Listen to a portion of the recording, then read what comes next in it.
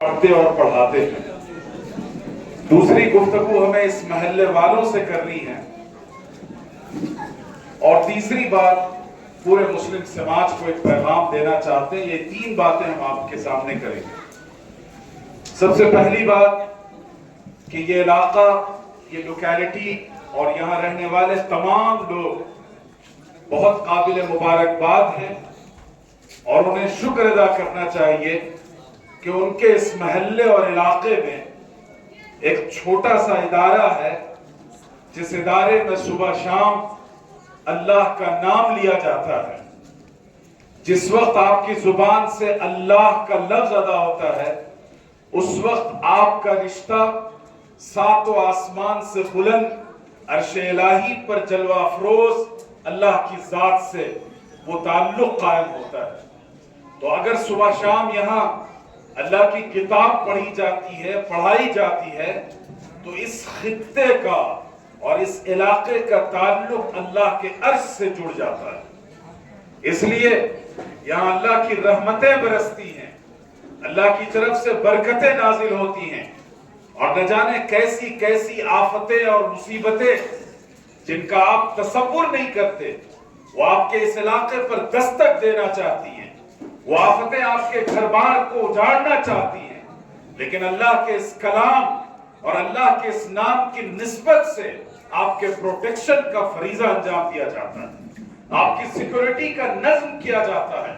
غیر محسوس طریقے سے اللہ کی طرف سے ایک حفاظتی انتظام اور حصار آپ کے لیے باندھ دیا جاتا ہے۔ اس لیے کسی بھی گاؤں، محلہ، علاقے میں اگر کوئی دینی مدرسہ ہے جہاں صبح شام اللہ کی کتاب اور آقا جناب محمد رسول اللہ صلی اللہ علیہ وسلم کا نام لیا جاتا ہے، تو آپ شکر ادا کریں اس ادارے کا، آپ اس کی قدر کریں، اس کا تعاون کریں، اور اگر کوئی کمی بیشی ہو تو اسے نظر انداز کریں، اور اگر کوئی غلطی قابل اصلاح ہو تو اصلاح کے جذبے کے ساتھ شخصی طور پر ان کو آگاہ کریں، لیکن ان کے خلاف فتنہ پھیلانا، ایک دوسرے کے خلاف سازشیں کرنا اور ایسے اداروں کو اجاڑ پھینکنے کی کوششیں کرنا، یہ اللہ سے جنگ کے برابر ہے، یہ اللہ کے خلاف بغاوت کے برابر ہے، یہ اللہ کے نام لینے والے اداروں کو نیست و نابود کرنے کے برابر ہے۔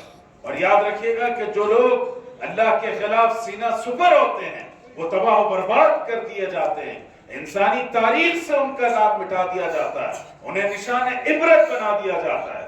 اس لیے تمام اہل محلہ، چاہے مرد ہوں، خواتین ہوں، انٹلیکچوئلز ہوں، پڑھے لکھے ہوں، خواندہ اور ناخواندہ ہوں، صرف اس نسبت پر اس چہار دیواری کا احترام کیجئے گا کہ یہاں اللہ کا نام لیا جاتا ہے۔ بیت اللہ، اللہ کا گھر، اس میں بھی اسی طرح اینٹ اور پتھر کا استعمال ہوا ہے۔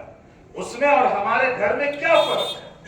فرق یہ ہے کہ ہمارے گھر اور در و دیوار کی نسبت ہم سے اور بیت اللہ کی نسبت اللہ کی ذات سے، اسی لیے اس کا وہ مقام ہے، اسی لیے اس کی وہ عزت و احترام ہے۔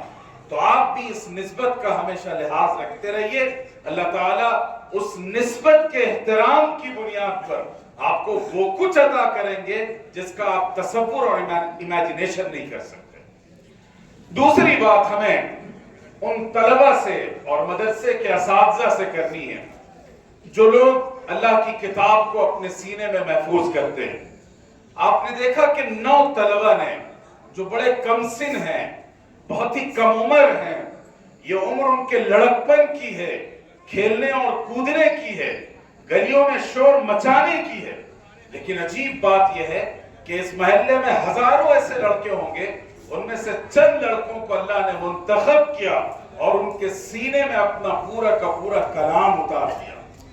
یہ لفظ میں خامخواہ استعمال نہیں کر رہا، یہ اللہ کا انتخاب ہے، یہ اللہ کی طرف سے فیصلہ ہوا کہ ان خوش قسمت بچوں کے دل و دماغ میں اللہ کی کتاب اتاری جائے۔ آپ سائنس پڑھتے ہیں، میتھ پڑھتے ہیں، جغرافیہ پڑھتے ہیں اور دنیا کے انواع اقسام کی تعلیم حاصل کرتے ہیں، وہ سب قابل مبارکباد، لیکن ان کی نسبت آپ کی یونیورسٹی کی طرف ہوگی، آپ کے پروفیسرز کی طرف ہوگی، آپ کے ٹیچرز اور اساتذہ کی طرف ہوگی، لیکن اللہ تعالیٰ نے قرآن کی نسبت کو بدل دیا۔ اللہ فرماتے ہیں کہ الرحمن علم القرآن، قرآن رحمان ہے جنہوں نے قرآن مجید کو سکھایا. گویا قرآن کو پڑھنا، اس کو اور اس کا معنی و مفہوم سمجھنا اور اس کے تقاضے کے مطابق عمل کرنا، ان تمام چیزوں کا فہم اور ان تمام چیزوں کا ادراک اگر کسی کو عطا کیا گیا ہے تو دراصل یہ اللہ کا انتخاب ہے اور اللہ کی طرف سے اسے منتخب کر کے یہ توفیق عطا کی گئی. تو یہ بچے یہ اپنی مرضی سے حافظ نہیں بنے، یہ اپنے والدین کی خواہش سے حافظ نہیں بنے، اس ادارے میں صرف داخلہ لینے کی وجہ سے حافظ نہیں بنے. ورنہ کتنے بچے مدرسوں میں داخل کیے جاتے ہیں اور سال ہوتے ہوتے تک کتنے نکل جاتے ہیں. ان بچوں کے سینے میں اگر قرآن محفوظ ہوا تو یہ اللہ تعالیٰ کا ڈیسیژن تھا، اللہ کا فیصلہ تھا، اور اللہ نے ان معصوم بچوں کو منتخب کیا تھا اپنے کتاب کے الہام کے لیے اور اس کے القاء کے لیے. دوسری بات، عام زبان میں حافظ کے معنی ہوتے ہیں حفاظت کرنے والا یا یاد کرنے والا. تو حافظ قرآن کا مطلب یہ ہوا کہ جس نے قرآن مجید کو زبانی یاد کر لیا.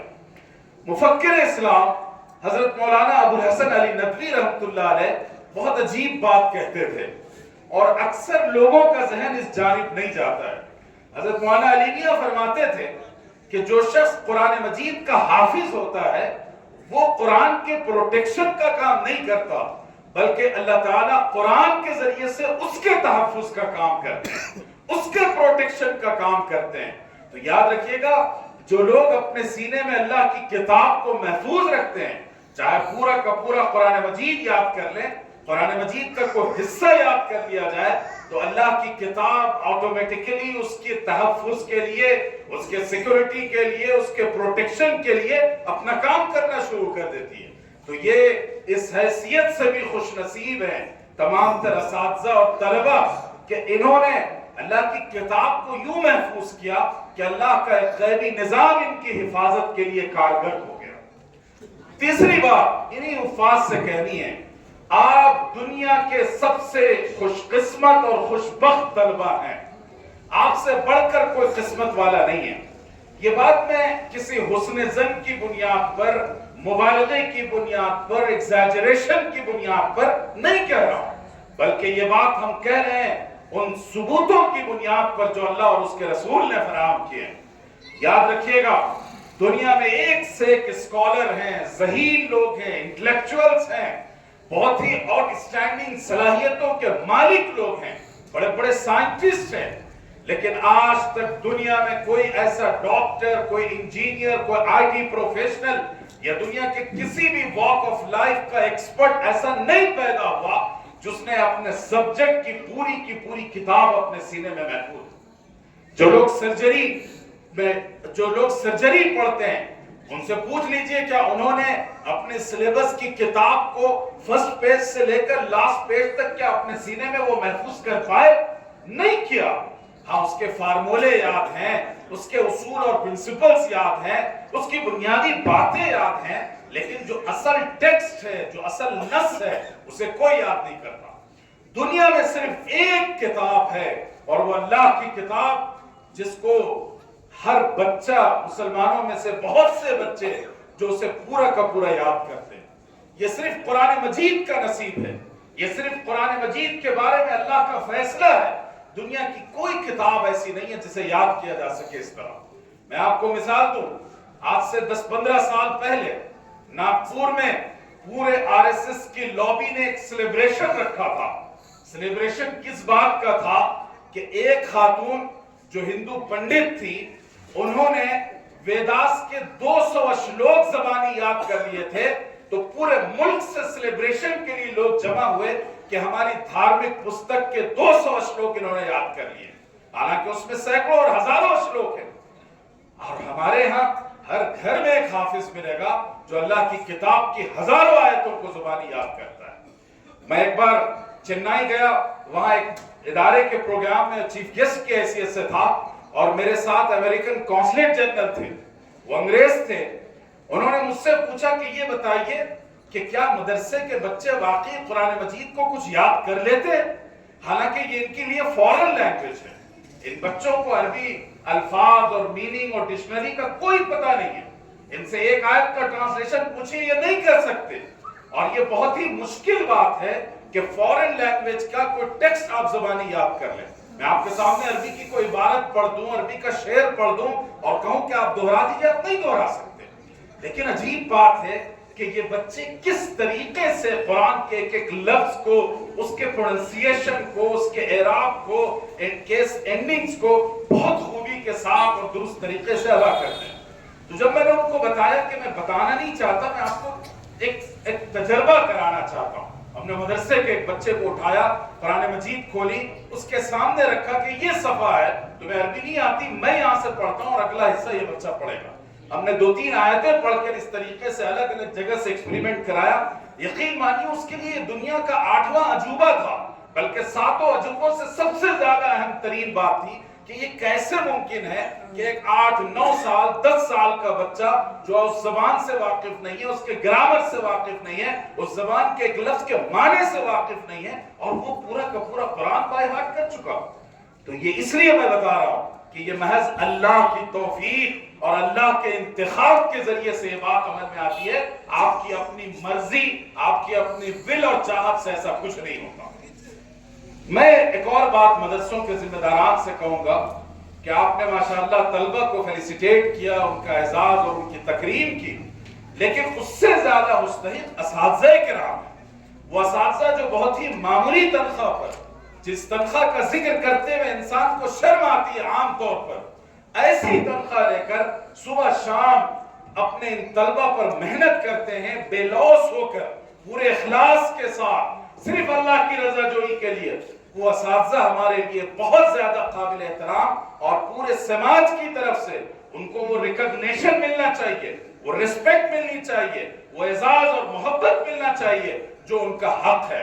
और अगर आप इनका एजाज और इकराम करेंगे, अल्लाह की तरफ से आपका एजाज और इकराम होगा। तो अजीज तलबा, आपसे आखिरी पैगाम यह है कि देखिए, दुनिया की सबसे सच्ची, सबसे कीमती, सबसे ऑथेंटिक किताब आपके सीने में महफूज है। कभी भी वो शख्स जिसके दिल में अल्लाह का कलाम महफूज हो, वो अपने आप को कमतर न समझे, वो अपने आप को किसी से गिरा हुआ न समझे। कॉर्पोरेट स्कूलों में पढ़ने वाले बच्चों से आप कमतर नहीं हैं, बल्कि उन सब से बेहतर हैं। इसलिए कि अल्लाह ताला ने इस किताब में तासीर रखी है, इस किताब में एक ताकत रखी है, एक एनर्जी रखी है। क़यामत के बारे में रसूलुल्लाह सल्लल्लाहु अलैहि वसल्लम ने फरमाया कि क़यामत के दिन जिनके सीने में कुरान होगा, अल्लाह कहेंगे कि इक़रा वर्तक़ी वर्तक़ी, पढ़ते जाओ और बुलंदी तक पहुंचते जाओ। तो दुनिया में भी अल्लाह की किताब की तासीर है। अगर आप अपने सीने में महफूज कर लें इस किताब को, उसके हुकूक का लिहाज रखें, और फिर आप मेडिकल की फील्ड में जाएं, आप इंजीनियरिंग में जाएं, IIT में जाएं, दुनिया के किसी भी एजुकेशन में आप जाएं, आप कभी पीछे नहीं रहेंगे, हमेशा आप टॉपर रहेंगे। ओवैसी मेडिकल कॉलेज जाकर देख लीजिए, वहां जहां जहां मुसलमान लड़के लड़कियां मेडिकल की तालीम हासिल कर रहे हैं, वो तलबा ज्यादा अच्छे नंबरात स्कोर करते हैं जो हाफिज कुरान।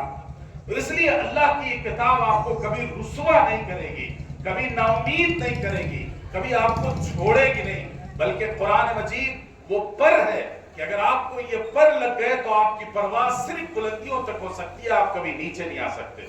हाँ, अगर आपने इस निस्बत की लाज में रखी, अल्लाह की किताब की इस निस्बत को हकीर समझा, तो फिर अल्लाह ताला की ये किताब आपको नहीं छोड़ेगी, आपको जलील और रुसवा करके रखेगी। अब आखिरी बात मेरी यहाँ जो पेरेंट्स हैं, गार्जियन हैं, जो आम मुसलमान हैं, उनसे है। देखिए, हम और आप जिस दौर में दाखिल हुए और जो हालात मुल्क में हमारे सामने हैं, बहुत ही संगीन हालात हैं।